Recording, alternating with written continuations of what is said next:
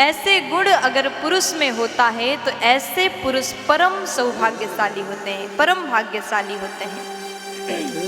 ऐसे पुरुष का काम कभी बीच में नहीं रुकता।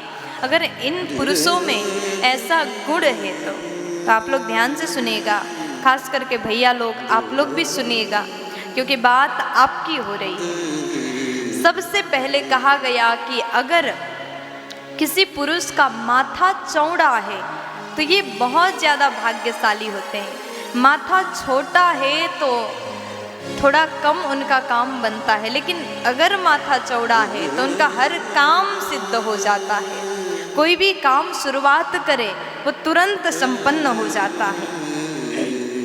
फिर कहा अगर पुरुष के सीने में ज़्यादा बाल हो ये भी अत्यंत शुभ माना गया। ऐसे पुरुष बहुत भाग्यशाली होते हैं। फिर उसके बाद में कहा गया कि अगर पुरुष के शरीर से पसीने का बदबू आता है, दुर्गंध आता है, तो ऐसे पुरुष को बहुत सारे कठिनाई का सामना करना पड़ता है। काम बनते बनते बिगड़ जाता है, रुक जाता है, क्योंकि अगर किसी पुरुष के शरीर से दुर्गंध आता है तो इनका मंगल ग्रह दूषित हो जाता है। इस कारण कार्य सफल होने में विलंब हो जाता है।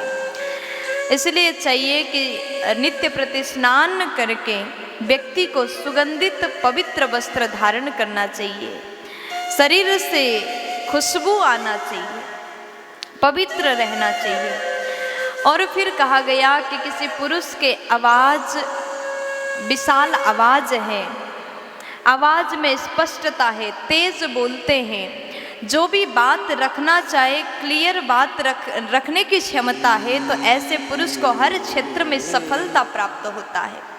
अगर पुरुष की आवाज़ एकदम पतली है, पतली आवाज़, जिसकी बात समझने में बहुत ज़्यादा दिक्कत हो जाता है, जिसकी वाणी में स्पष्टता नहीं है, ऐसे पुरुष को, ऐसे व्यक्ति का काम तो बनता है लेकिन बहुत टाइम के बाद बनता है।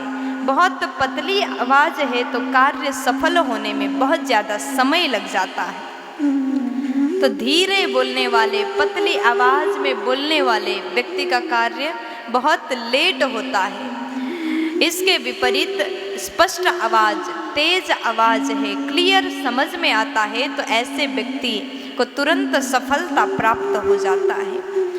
फिर उसके बाद में जिस पुरुष के आँख चमकीला है, तेज विशाल आँख है, बड़ी बड़ी काली आँखें हैं, तो ऐसे व्यक्ति को सफलता मिलती है। और जो पुरुष चलने पर आवाज़ नहीं आता,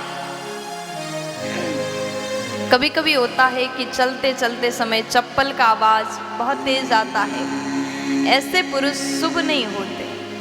अगर चलने पर भी आवाज़ ना आए तो ऐसे पुरुष भाग्यशाली होते हैं। और सबसे बड़ी बात, जो पुरुष स्त्री का सम्मान करना जानता हो, जो पुरुष के भीतर करुणा भरा हो, दया भाव हो, जिस पुरुष का हृदय दया से, करुणा से भरा हुआ हो, ऐसे व्यक्ति परम सौभाग्यशाली होते हैं। तो पुरुष के भीतर भी अगर ऐसे गुण हैं तो अपने आप को, जो भी भाई लोग सुन रहे हैं, अपने आप को भाग्यशाली मानिएगा।